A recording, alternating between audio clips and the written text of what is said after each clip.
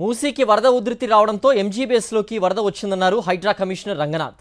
మరోవైపు retaining wall కొంచెం కూలడం వల్లనే వరద బస్టాండ్ వైపు వచ్చిందన్నారు.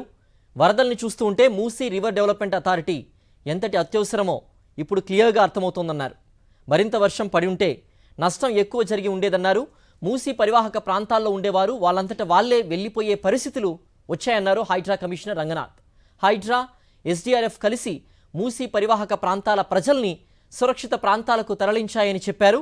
వరద ప్రభావిత ప్రాంతాల్లో హైడ్రా కమిషనర్ రంగనాథ్ పర్యటించి సహాయక కార్యక్రమాల్ని పర్యవేక్షించారు. చాలా చోట్ల ఉన్నాయి, ఇప్పుడు చూసొస్తున్నాము. చాదర్ఘాటు, ముసరంబాగ్, ఇట్లా చాలా పలు ప్రాంతాల్లో కూడా ఫ్లడ్ వాటర్స్ వచ్చి ఇల్లులు కూడా అన్నీ కూడా ఇనండేషన్లో ఉన్నాయి. ఇవన్నీ కూడా ఇప్పుడు అంటే ఎక్కడ కూడా ప్రాణ నష్టం అయితే ఎక్కడ లేదు, బట్ ఆస్తి నష్టం ఎస్ డెఫినెట్గా. ఎందుకంటే ఆ ఇల్లులన్నీ కూడా రివర్ బెడ్లో కట్టడం వల్ల మనం చాలా ఇల్లులు కూడా మునిగినాయి. బట్ దాంట్లో ఉన్నటువంటి పబ్లిక్ అంతా కూడా పైకి ఫస్ట్ ఫ్లోర్ సెకండ్ ఫ్లోర్కో వచ్చి ఉన్నారు. మేము కూడా డ్రోన్లు వీటితో కూడా వాళ్ళకి ఫుడ్ అండ్ వాటర్ కూడా సరఫరా చేశాము. వాళ్ళు చాలామంది మూవ్ అవడానికి కూడా అంటే బయటికి రావడానికి అంత విల్లింగ్గా లేరు.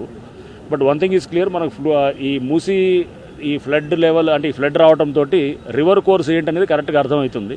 ఎక్కడ దాకా నీళ్లు ఉన్నాయి, ఎక్కడ దాకా వస్తాయి అనేది మనం చూసాము. రాత్రి నిన్నటి నుంచి కూడా ఎస్పెషల్లీ సంగారెడ్డి అండ్ వికారాబాద్ ప్రాంతంలో బాగా మనకు విస్తృత వర్షాలు పట్టడంతో హిమాయత్ సాగర్, ఉస్మాన్ సాగర్లో పెద్ద ఎత్తున నీళ్లు రావటం, అక్కడ అన్నీ కూడా దాదాపు ఇక్కడ 15 అక్కడ 14 మొత్తం 29 గేట్స్ అన్నీ కూడా లిఫ్ట్ చేయడంతో ఈ వాటర్ ఆల్మోస్ట్ 33,000 క్యూసెక్స్ వాటర్ రావడంతో మనకి అదృష్టవశాత్తు నిన్న నైట్ హైదరాబాద్లో వర్షం లేదు.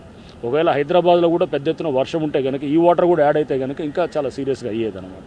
సో అంటే మనకి ఈ మూసీ పరివాహక ప్రాంతంలో ఎస్పెషల్లీ మూసీ బ్రెడ్లో ఉన్నవాళ్ళు మనం ఇది తప్పకుండా మనం ఏంటంటే ఎప్పుడు మన రోజులు అనుకోకూడదు. ఎందుకంటే ఇక్కడ నిన్న కనుక ఒకవేళ ఇక్కడ కూడా సేమ్ సంగారెడ్డి, వికారాబాద్ లాగా పెద్ద వర్షం ఉంటే కనుక డెఫినెట్గా సిచ్యువేషన్ డిఫరెంట్గా ఉండేది అనమాట. ఇప్పుడు మనం చూస్తే కనుక దీన్ని బట్టి అర్థమవుతుంది ఈ మూసీ రివర్ డెవలప్మెంట్ అనేది ఎంత అవసరం అనేది ఇప్పుడు మనం ఈ రోజు ఉన్న పరిస్థితిని బట్టి మనకు తెలుస్తుంది. ఎందుకంటే దీంట్లో మునిగిన వాళ్ళందరూ కూడా ఈ ఎవరైతే కనుక రివర్ బెడ్లో ఇల్లులు కట్టుకున్న వాళ్ళు, సో వాళ్ళు ఇది ఇక ఇట్లాంటి మూసీ ఫ్లడ్స్ అనేది ఇక మీద నిత్యకృతం అవుతాయి. ఎందుకంటే మనం చూస్తున్నాం రెగ్యులర్గా ఇది వస్తుంది. వాళ్ళంతా కూడా ఆస్తి నష్టం కూడా చాలా పెద్ద ఎత్తున కూడా జరిగి ఉండొచ్చు, ఇల్లులు అంతా కూడా డ్యామేజ్ అయినాయి. బట్ ఇది ఎప్పుడు కూడా నేను అదే చెప్తున్నాను, ఒకవేళ ఇక్కడ కూడా హెవీ రెయిన్ఫాల్ ఉంటే కనుక హైదరాబాద్లో నిన్న సిచ్యువేషన్ వేరుగా ఉండేదన్నమాట. సో అందుకోసం మనం ఎప్పుడు కూడా మనకి అనుకూలంగా ఉంటుందని అనుకోవడానికి